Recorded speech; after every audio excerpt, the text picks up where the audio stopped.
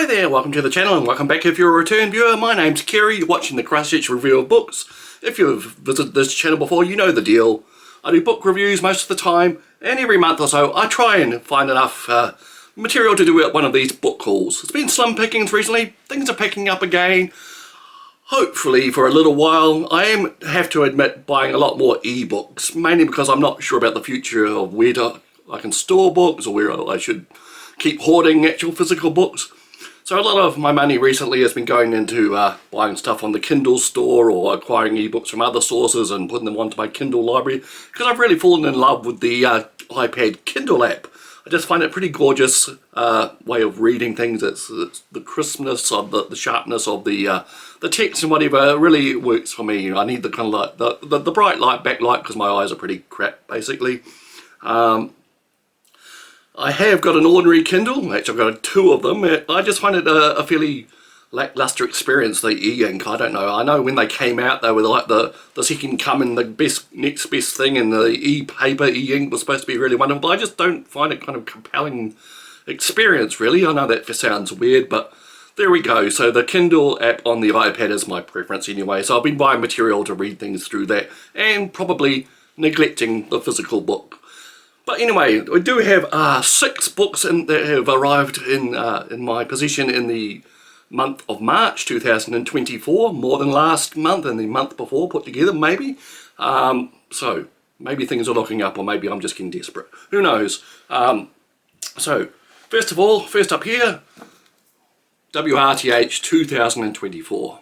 Now this particular publication is getting quite expensive now, so I had to think twice about buying it, and I'll explain why I still do a little later. First we must digress into the subject of radio. I know this is a little odd for you young people out there. Radio, what the hell is that? Well, radio is an audio only broadcast technology which was created in the result of experiments at the end of the 19th century, early 20th century. About 100 years ago, radio really took off as a technology in most of the world. It was a way of broadcasting music, news, information across a long distance, so people could hear things in their own home basically, and it was seen as a miracle product at the time. And 100 years ago, like I said, it all took off, really developed massively, rapidly into the 1930s, where it became like a staple in most people's homes, or at least in the Western world anyway. So in the late 20s to into the 30s we had the Great Depression. No one could afford to go out anywhere or watch movies, so they all stayed at home and watch and listen to radio. And radio became the dominant entertainment medium right up until and including World War II. In World War II it became essential. People found their news and information about the great global catastrophe that was going on, and many radio stars were made, and companies were born, and broadcasters became huge because of the radio industry in the World War II era.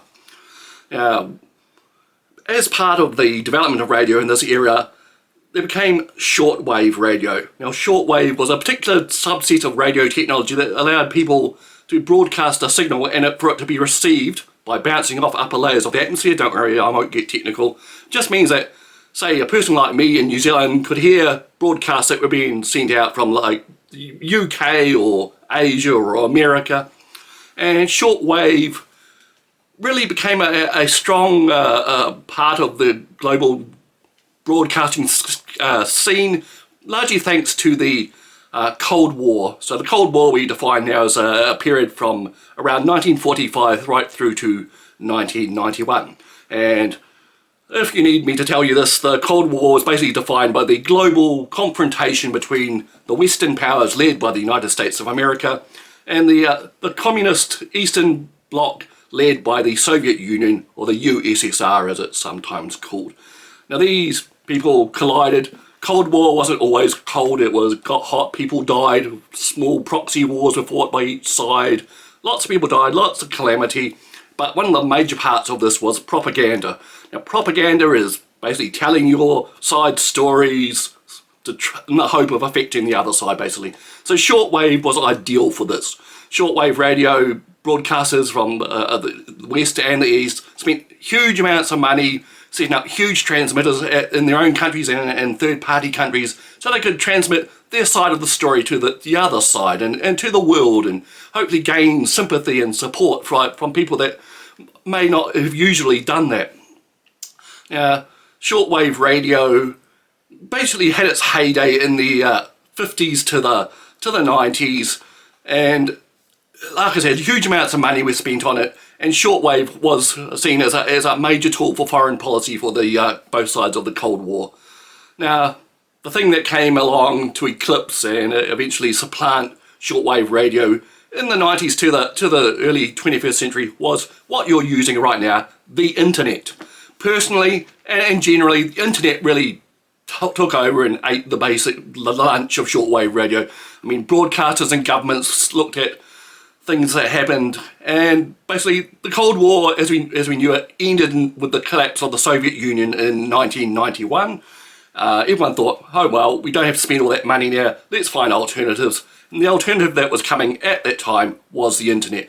Why buy multi-million-dollar broadcasting facilities when you could set up a web page and let people download your audio programs for a fraction of the cost? And so everyone being rational in these money-conscious days, that's what they did. A lot of the large broadcasters of the era just ceased to exist, or exist in a very, very reduced form now. And it was a kind of a loss for broadcasting, again for the internet and internet users.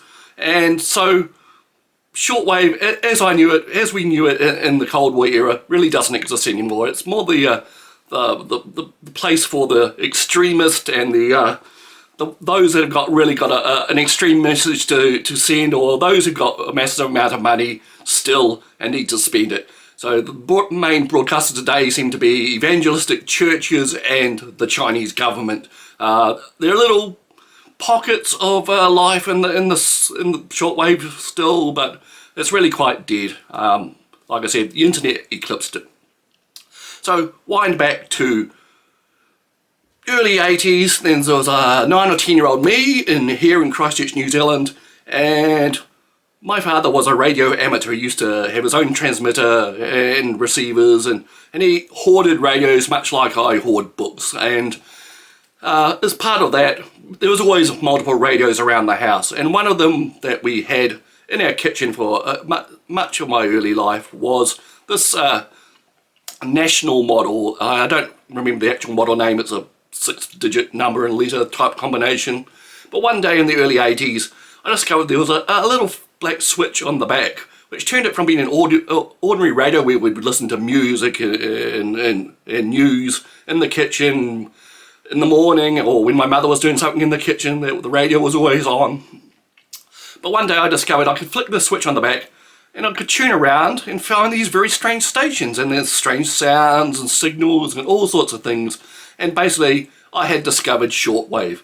Now, the analogy I give for it now these days for young people maybe to understand is maybe someone gave you an old phone, you turned it on and discovered that suddenly you have free, infinite internet connectivity for very little effort. No one's going to come and give you a bill for it. And you can reach the world, and the world can reach you. Now, the shortwave was obviously one way the world could reach you, but it was kind of mind-blowing in that same way. Suddenly you could listen to things beyond the local. You could hear the radio from London or Moscow or Beijing, or all sorts of other countries had shortwave of those days. I think Romania.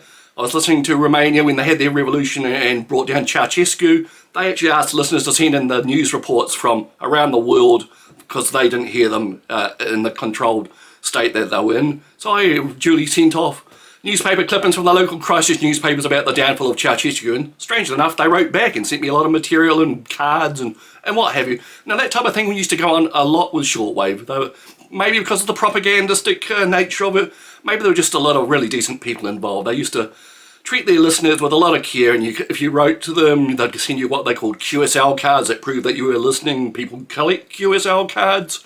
All all this type of thing would go on between the interaction between the listeners and the stations, and they had like dedicated listener radio shows dedicated to shortwave listening and all sorts of things. Now, this was a wonderful thing for me. Being curious, open-minded, and wanting to know the news and information from other parts of the world, shortwave was really something I could get into. And in this kind of window between like the early 80s and the early 90s, it was a big deal for me. And part of that was the WRTH, which I'm looking at the other way around. Now this WRTH stands for World Radio and Television Handbook. Now it was kind of legendary in shortwave terms. The original version of this was something that you heard about but very rarely saw. Excuse me. I'd find old copies in the library, and eventually they'd be getting rid of their old copies, and I'd buy the old copies. They were years out of date, but WRTH was like the Bible. And what it really is a series of lists. It tells you frequencies, addresses, locations, all about where shortwave radio broadcasters were, when they broadcast, what language they broadcasted in, and addresses where you could actually write to them and get them to respond to you. Now the WRTH expanded that a little bit more. They have all the local broadcasters and television, that's the T in the name, and for some reason I kept buying this thing. Once I could afford it, I bought it just to have the local, the international knowledge at my fingertips if I ever happen to use it. Now, the original publisher stopped publishing this a few years ago now. I think a German company called the Radio Data Center now publishes it, and still as handy as it used to.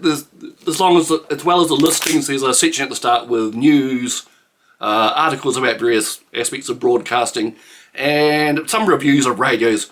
Now, as this is only an annual publication, a lot of this stuff is outdated by the time you actually get it, and gets further outdated along the year.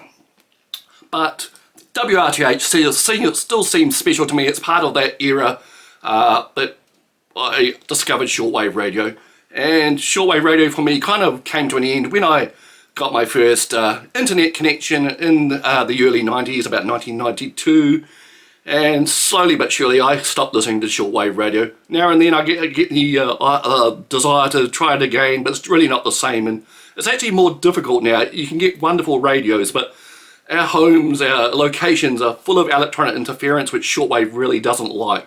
Everything plugged into the wall, everything connected to a router, internet router, everything, lights, our LED lights these days produce interference. So you need a decent antenna, and it's probably better to do it outside now. And who wants to go outside on a cold night just to listen to some Chinese propaganda network or an evangelist from Florida or something? So it's diminishing returns. So that was shortwave radio and the WRTH. I don't know why I wanted to get all that off my chest. I just wanted to say it. I feel a little sad for the diminished state of shortwave radio these days. And I know this is a book's YouTube channel, but you know, the world exists out there, and so did my past. So I just wanted to let that go. And so I got 3 other books from Arty in Wellington. They're a wonderful second-hand bookshop in Wellington, New Zealand. Manners Mall near Courtney Place. I haven't actually been to their physical shop for many years. I used to go up to Wellington a few times and just wander around. Wellington, New Zealand, the capital city, is a wonderful little walkable city. You can walk everywhere. There's even a lovely beach, Oriental Bay. You can sit there in the sun if the weather's nice. Then you could walk down the road, I don't know, 30 minutes or so, and you can be outside the Parliament building, you know, our equivalent to like the White House or the House of Lords or whatever it is in London. You can just go in there, and back when I used to visit, you could actually go into the Parliament grounds yard and sit there and have your lunch, and no one would bother you. Can you imagine that type of thing happening anywhere else today? It probably doesn't even happen in New Zealand after there were protests by various strange people a couple of years ago, which turned out violent. I don't think they kind of like having people having their lunch in the grounds anymore, but could be wrong about that totally. I don't know. Anyway, from RTB's in Wellington, they have a web page where every day they put up their latest arrivals, and people like me can buy them. Sorry. So I got 3 from there. in no particular order. First one, Mary Beard, Pompeii. If you're interested in the ancient world, Mary Beard will be familiar to you. She's a wonderful professor, a woman who knows her stuff about the ancient Roman world in particular. She's written many books on it, some which I own and haven't read. I used to watch her online. She used to do a little video every week or something. And of course she's gone behind a paywall now, so you can't watch her or read her for free, of course. But she writes wonderful books about the stuff. And this one's about Pompeii, the Roman town that was destroyed by the volcano in, I think it was AD 79. I'm just guessing that from the top of my head. Covered with ash, and everything's preserved under that ash, and they find bodies and mosaics and all that type of thing. It's very interesting. This book's a few years old. They've probably found a lot more stuff yet. So that is Pompeii by Mary Beard. Next up, Emily St. John Mandel, The Glass Hotel. Now, people used to always recommend this author to me as like a female David Mitchell or something. David Mitchell, the author, not the comedy writer, who wrote things like Cloud Atlas and all his connected books. And Emily St. John Mandel seems to be doing a similar thing. There are aspects of her books connected with each other, names and items and things which pop up in all of her books. And this is, I think, a fairly recent one, a couple of years old. The Glass Hotel involves some guy who accidentally managed to kill one of his friends by giving them pills, and he goes on to hiding, and he goes into a hotel where some rich financier guy is living or hiding or something, and he discovers that this guy is basically at the base of a Ponzi scheme and is ripping everyone off, and has a dilemma whether to keep his friend with this guy or expose him. And there's a lot of other little sidebars and stuff. The most famous book is probably Station 11, about the aftermath of some type of global plague, which became a little close to the bone in recent years, I believe. But anyway, this could be interesting, or maybe it's not. I don't know. I don't know a lot about the author. It just appealed to me at the time. Now, lastly, from the Arty, sorry, my nose is dripping, as it used to do on videos all the time, as regular viewers will attest to. The Dawn of Everything, A New History of Humanity. Now, this book was big a few years back again. I was going to buy it then, but now I found it really cheap. It's a second-hand book. I think the hype has gone away. Basically, what it says, it's a new history of humanity. Maps and charts and diagrams and results of archaeological digs. Basically, the popular story that we've been told about how civilization evolved in various parts of the world. Basically, and new evidence says it's a load of bunkum, and these guys apparently know the truth, or they think they do. It's a thick, chunky book published by Penguin. One day I might get a time to read it, and by then it's probably even further out of date. So that's The Dawn of Everything, A New History of Mankind by David Graeber and David Wengrow. We got a little publicity on the internet and so on a few years back when this came out. Who knows? Maybe they do have the real story. Okay, more recently, sorry, this nose is getting really bad. So this one, Barbecue Economics by Dann.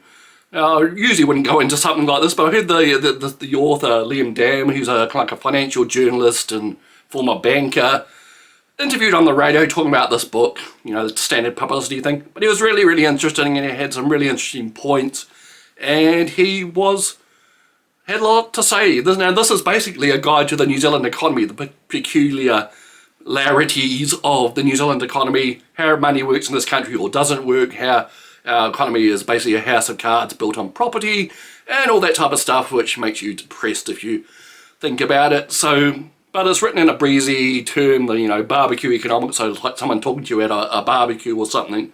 So, Barbecue Economics by Dann. I'm tempted to read this soon. As I said, economics really isn't my favourite subject, but you know, it sounds like interesting, and he puts things in an easy and understandable way. Now, finally, from Arty again, more recently, last week here, Fluke by Joseph Mazur. Now, Fluke is a book about coincidences. Now, that type of thing's always fascinated me. I've experienced several in my life. Usually seem to happen when I'm under stress or something, and I'm not sure I trust my senses at those times, but weird coincidences do happen, and this book basically studies, or gives examples, and then looks at the possibilities, the mathematics of how these completely unlikely things possibly actually aren't all that unlikely after all. I think he crunches the numbers, finds out what's the likelihood of X and Y happening, and along the way gives some entertaining anecdotes about these coincidences. So that's Fluke by Joseph Mazur. Well, that was this month's book haul. Sorry, I'm really sorry about the nose. Hope you're having a good time. Now my life is stumbling along with the, I keep saying new job, but I've been in it for over 2 months now. We've in the full production version of it. It's a roller coaster, stressful one day and cruisy the next. I really rely on the team there to get me through, and the team leader, and basically I enjoy that probably more than the actual job, to be honest.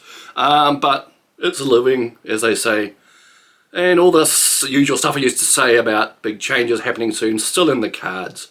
But I'll leave you at that for now, and I wish you a good day. I hope you got something out of today's video. These book hauls used to be breezy and fun, but they've become a little more serious as the numbers have diminished, but I still enjoy doing them. It's different than doing a review where I have to focus on one thing. So anyway, enough of that.